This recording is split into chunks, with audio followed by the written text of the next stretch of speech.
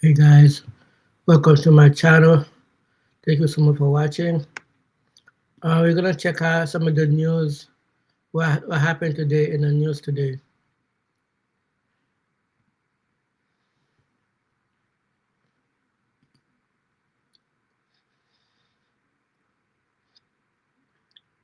Let's start with, Can you go to first watch?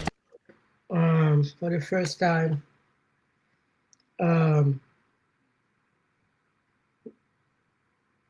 what's her name? I guess she's gonna try to run again because for the first time, Kamala Harris speak against Joe Biden. Let's watch what she said. And not get the $1 million bacon. $1 million bacon. Darn near sensual. Perfectly cooked. I love it. MSNBC's Ali Vitale is back with us. Also with us, Mark Leibovich, staff writer for The Atlantic and an MSNBC political contributor. Ali, you wrote a book on why America hasn't put a woman in the White House yet.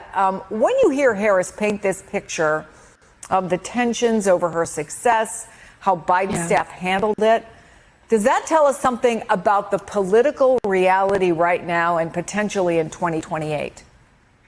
It could. I think the way that I looked at this excerpt first thing this morning was the ways that, yes, she talks about Biden, she talks about the recklessness of his running again, but central in her role was that she felt she couldn't say anything to the president about her desire for him not to run again, or maybe the thoughts that she thought he shouldn't because of her ambition. I think that is just such a central thing that I continuously was seeing in this excerpt, which is frankly no holds barred. It's candid, it's authentic. And that's going to be important because as this specter of female ambition seemed to really haunt the entirety of Harris's time, both as vice president and also on the campaign trail. You and I talked in real time, Chris, back in the summer of 2020, before Harris had even been announced as Biden's running mate, that there was concern from top Biden allies about the fact that she had run for president before, just a few months prior, that she went hard at him on the debate stage, which is what you're supposed to do when you're competing in a primary, and that they worried about her ambition.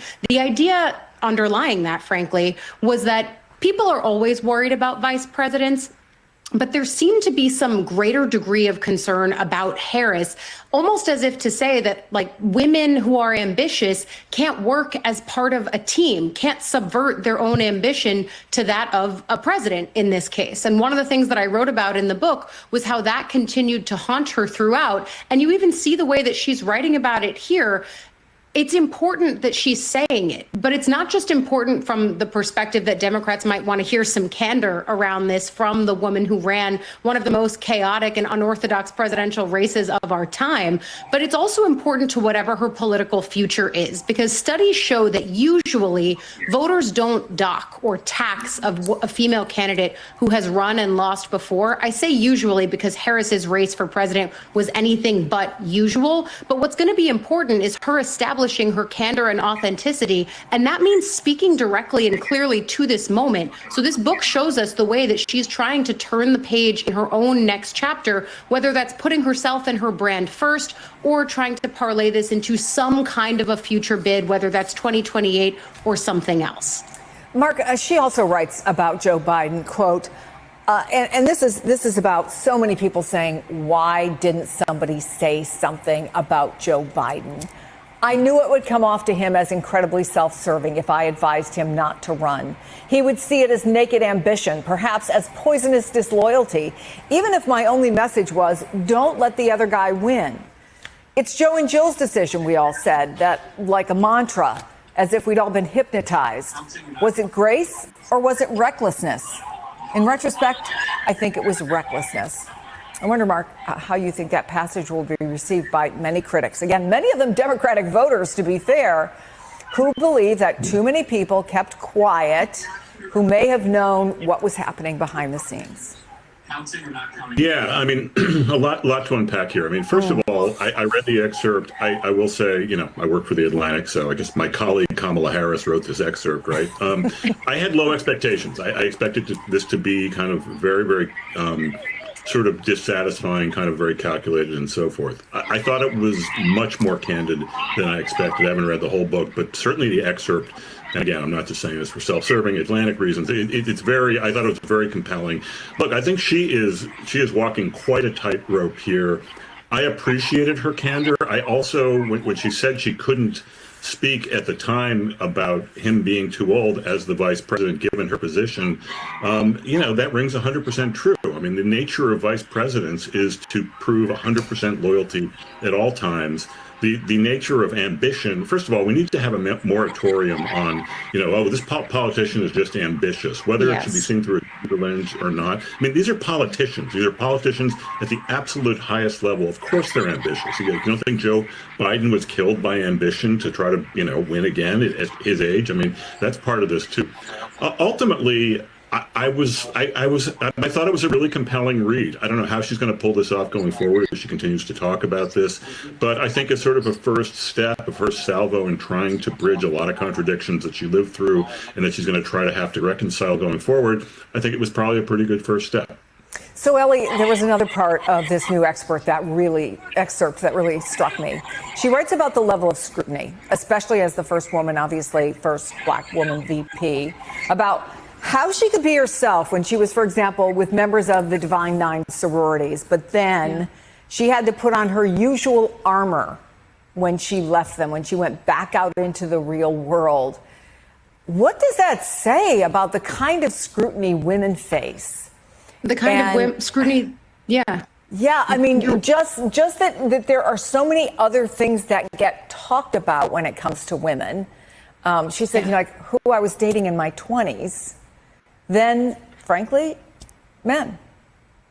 Yeah, and the fact that she writes in that excerpt that the White House wasn't really doing much to push back on stories like that either. I mean, look, this is what women face, not just women in politics, but women across the board, Black women to an even greater degree. And I remember this both when I was covering the Biden-Harris campaign, the Biden-Harris White House, and then when I was writing my book, the way that there was a regular feeling within the vice president's orbit that the press corps didn't understand her, in large part because they were not always speaking to a diverse press corps that understood that there was a level of authenticity that women want in many cases to bring to the political table, but sometimes can't because they are damned if they do, damned if they don't. And frankly, when I was talking to someone for my book about why Harris had this overly cautious approach, because she did, and that was a lot of the reason for some of the criticism that she rightly got as a politician. Why wasn't she speaking out more on policy and other things?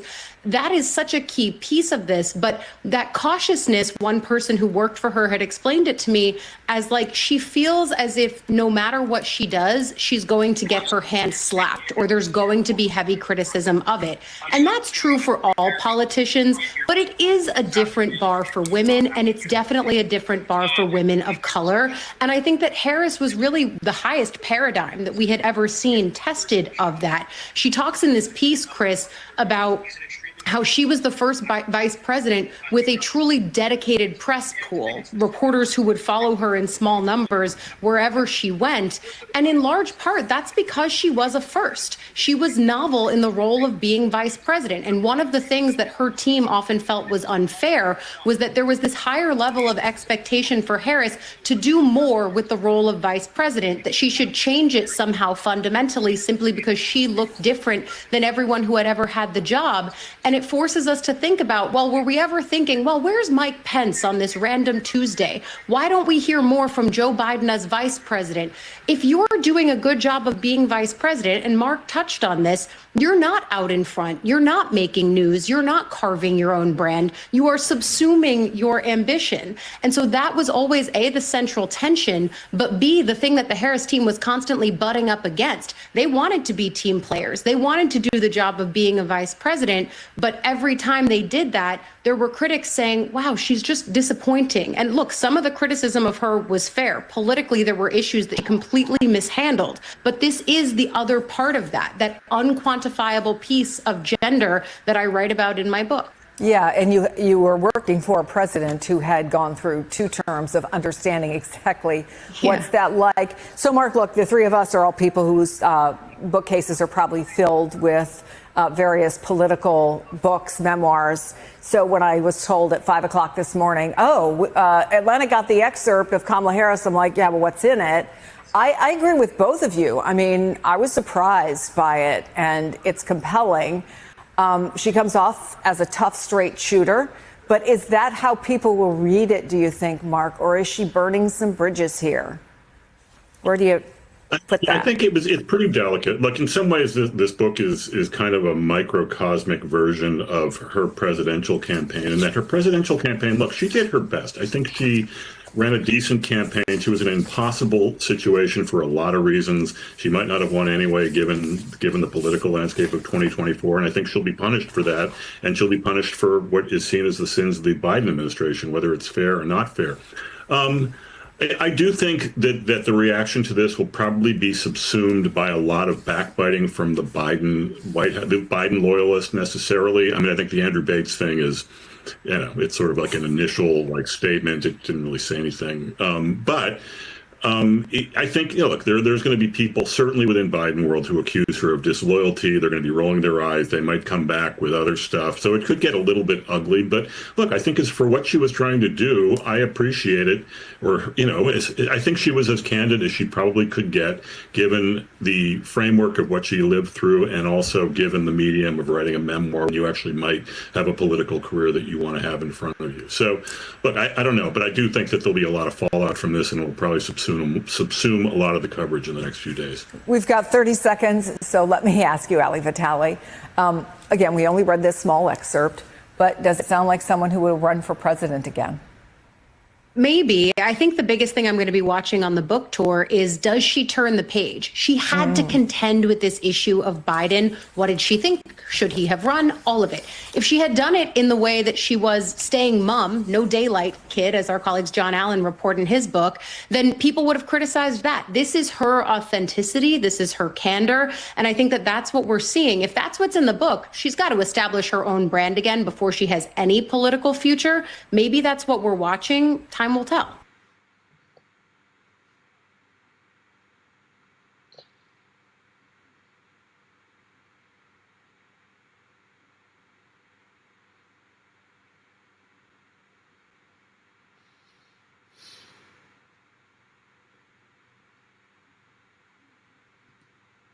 I need allies. So after that, then this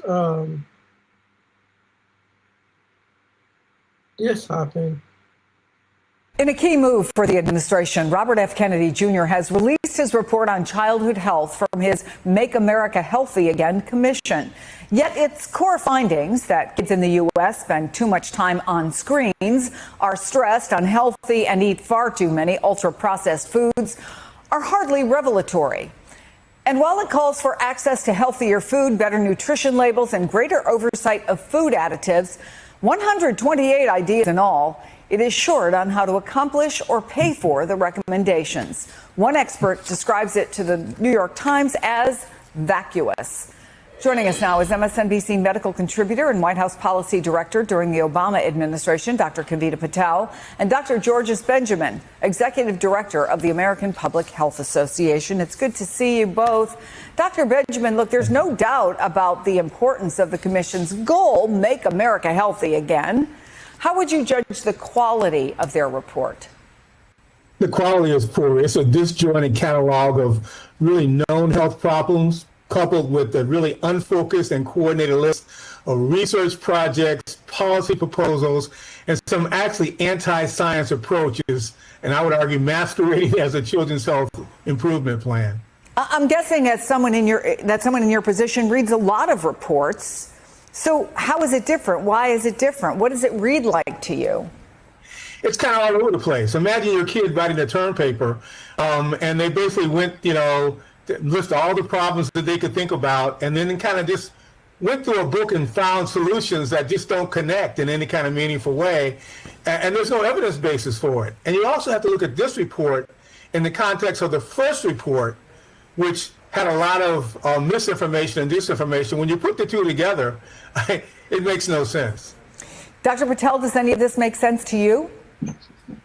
No, I mean, on the surface, Chris, as you mentioned, it talks about things that we've been speaking through and Dr. Benjamin's been working on for decades: lack of physical activity, lack of nutrition that can actually be subsidized and offered to children in the places that they are the most, in schools. And what we've seen from the administration, what was interesting is they talk about environmental toxins, but Chris, nobody mentioned how much of the EPA was doged or gutted or had leadership that was taken out just in the last several months. So it felt like, on one hand, yes, these are the messages that you want more people to talk about, but with no follow through, and also candidly no internal accountability to say this is what we could be doing better, because we have just done a poor job at it. Does it feel a little bit like the right hand doesn't know what the left hand is doing? I mean, I would definitely agree with that. And I would say not just what the left and the right hand are disconnected, but they seem to be disconnected from the chamber of our body, the brain, that actually kind of puts it all together and then helps to come forward with some sort of solution. That's the part that's frustrating for those of us on the front lines. Is we see this every day, Chris. None of this was news. We're dying, and literally people are dying, kind of waiting for a solution. Yeah, part of it may seem like, okay, you can come up with a clever turn of phrase to describe just how bad this is. Ask any teacher, right, what's a bad report? And maybe, Dr. Benjamin, that's the elements of it. But bottom line, because it does identify, as Kavita points out, problems that we've known about for decades, and the promises that helped convince some members of Congress that Robert F. Kennedy Jr. might be the one to make a difference. What's obvious thing that needs to be done if they're going to be serious about solving these programs? And before you even get to that, do you agree with Dr. Patel that this is the kind of stuff that costs people their health and their lives? This will hurt people if they put this kind of stuff in place. What they have is a lack of policy coherence. If you're going to decide a problem, then you need to make sure you have the money, the people, and the programs to put those in place, and they have to connect. So you can't talk, for example, that you want to do research on a particular project and then cut the research funding for that various problem, which they've done, by the way, with autism. You can't say that you're going to improve children's health and, quite frankly, not address the leading cause of death for kids, which is firearms. You can't say that you're going to deal with exposures like vaping and then get rid of the whole tobacco infrastructure in the Department of Health and Human Services. It doesn't work that way. So, Dr. Patel, let me give you one example. Yesterday, the Republican-led Senate Homeland Security Committee held a 3-hour hearing. It was about an unpublished study about vaccines. You and I have had a lot of conversations about the dangers of what's happening with vaccines. The ranking member of that committee, a Democrat, called the entire premise dangerous. Misinformation has consequences, and the failure to respect real science will deprive all Americans of treatments and cures. It pains me that unscientific studies like this one are being promoted in this committee, purporting to be scientific fact. And I fear that this kind of hearing will only undermine our already shaken public health system. So looking at what was just said by Senator Blumenthal, there are Democrats elsewhere who are trying to build kind of firewalls, right? You have a potential stockpile of vaccines in Illinois, for example, insurance mandates in Massachusetts, an executive order in New York. We've talked about the fact that you have states banding together in the West who want to put correct scientific information out there. Is that really the best that we can do right now? Yeah, Chris, it feels like it's the best we can do, but we need to do more. And I'm going to just say it bluntly. We need to do more to open up. Everybody says that. You and I have said it. Dr. Benjamin knows this. Talk to your doctor. Have you tried to call your doctor's office and get access? The best that we can do is actually restore the Medicaid funding cuts. That's actually what I'd love to see, kind of not just Republican and Democratic senators, but Congress members tie this back to. These things are not coincidental. We are not seeing just an undermining of public health while we're also dismantling the Medicaid system and the Affordable Care Act. So I do think that this is the least we can do with what you just mentioned, Chris, but we should be. While that's going on,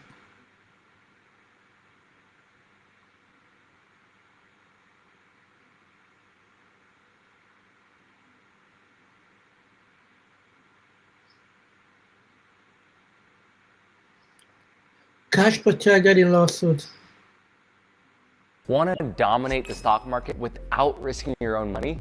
You just need to learn from the right teachers. My name's Tim Leung, and this is my dad, Tom. Hello. We help everyday people earn money with stocks using one simple strategy, and we're pretty darn good at it. Our company, Stock Navigators, was named one of the fastest growing companies in America. A new and explosive lawsuit against FBI Director Kash Patel filed by former FBI executives he filed. That lawsuit alleges Patel knowingly broke the law when he carried out the firings at the behest of the White House, and it quotes him as saying he knew he could get sued for firing agents without cause, but that his job depended on removing people who had worked on cases against President Trump because, quote, the FBI tried to put the president in jail and he hasn't forgotten it. Joining me now, the MSNBC correspondents who got the early information about this lawsuit. They've been poring over it. Justice and Intelligence correspondent Ken Delanian and senior investigative correspondent Carol Leonnig. Ken, what should we know? What stands out about this lawsuit? Carol, the most striking thing about this stunning lawsuit is that it recounts alleged behind-the-scenes conversations with some of the biggest players in the Trump Justice Department. We're talking about FBI Director Kash Patel, Deputy Director Dan Bongino, and then senior DOJ official Emil Bovee. Look, our viewers have heard a lot about how the FBI has been politicized. Carol and I have been reporting on these issues for months.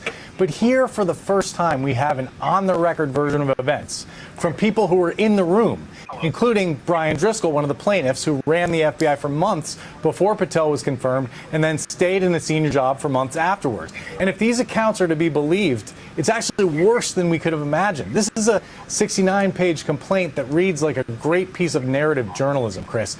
And it portrays an FBI that is totally beholden to the whims of the Trump White House and to outside political actors, including MAGA activists on social media.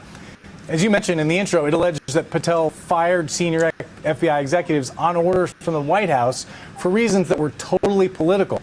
That's against the law, and the lawsuit says Patel acknowledged knowing it was against the law. He allegedly said he knew he would be sued, but that his job depended on him carrying out the orders of the White House.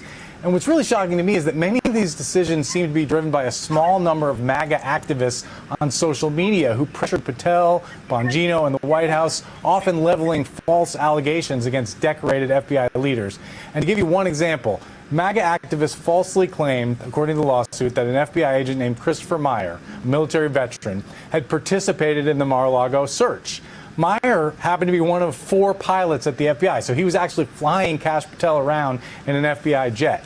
MAGA activists, of course, were outraged about this, so Driscoll was ordered to fire Meyer based on these false allegations. He resisted, according to this lawsuit, and told Patel it would be illegal, especially because Meyer is a military veteran with special protections. But Patel is quoted in the lawsuit as saying, "I can't save everyone." Driscoll was ultimately fired for refusing to terminate Meyer, and Meyer also was fired, Chris.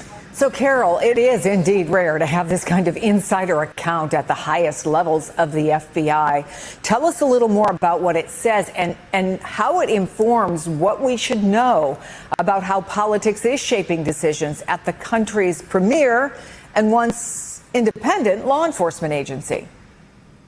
Chris, I really appreciate that you used those words, once premier and once independent, because what Ken and I are finding and what we were learning about before this was ultimately filed was that these details from inside the room of the FBI at the highest levels indicate that the acting director and the deputy director were pushing back hard against the efforts to fire people who were targeted simply because a MAGA supporter of the president didn't like him, or the president raised concerns, or somebody had a taste for blood, literally a taste for blood.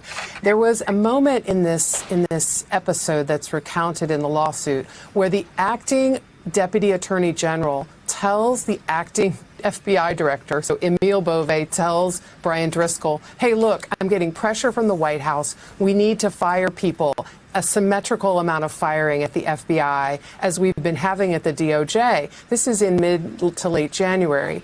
And he basically is just like, give me some names of people to fire. I want to target some people. And he starts asking for rosters of squads of agents who worked on the January 6th investigation. He wants to deliver essentially this blood to sate the White House that wants to see people fired. The other really compelling thing, Chris, that I saw in this lawsuit were the scenes in which Kash Patel, then the nominee to become the acting director, tells the Senate in his confirmation hearings that he will never use politics to make any decisions. He will never mistreat or abuse that standard for career FBI agents. They will all be treated fairly. And he says it multiple times in his hearing. But meanwhile, people he has chosen as his advisors inside the FBI have a list that they are showing to the acting director, Brian Driscoll, of people that they have to target in different offices of the FBI because they are politically distasteful to the president and to the White House. And meanwhile, as soon as Patel is confirmed, he acknowledges to these acting leaders that he's got to fire people for political reason because the president has not forgotten about the agents who tried to, quote unquote, put him in jail. So I have not obviously seen the entire lawsuit. So help me to understand. You have a list of people you have to fire. Is it as simple as the White House wants them gone, or do they try to at least give them some pretense of something they may have otherwise been perceived to do that might be a fireable offense? There seems to be very little effort at creating a pretense, at least as alleged in this complaint. 69 pages of amazing scene, but you're asking the right question. And it surely is not delivered here that there's any rejoinder, any response from a Kash Patel, an Emile Beauvais, now the confirmed judge on the appellate court, or from Dan Bongino, the deputy director. There's no explanation or excuse or even fig leaf given for why we have to get rid of these people. At one point, Deputy Director Dan Bongino says, this guy, Walt Giardina, he's got to go. What is the reason given for why Walt Giardina, and sort of a legendary public corruption federal agent who's investigated politicians of all stripes of both parties, what is the reason given? He was basically a person who'd been involved in both special counsel investigations under Robert Mueller and also under Jack Smith. And that is all that was necessary to say he's got to leave. So Ken, what is it that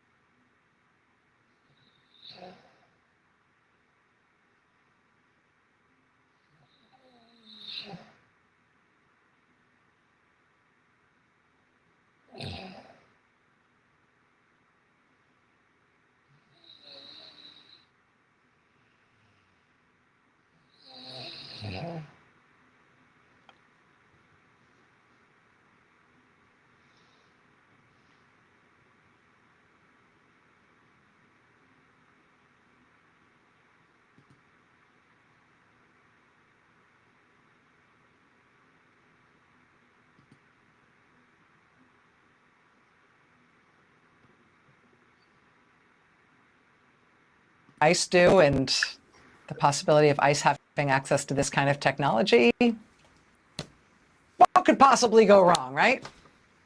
Set yourself a news alert on this company, Paragon. On this one, you are definitely going to want to watch this space.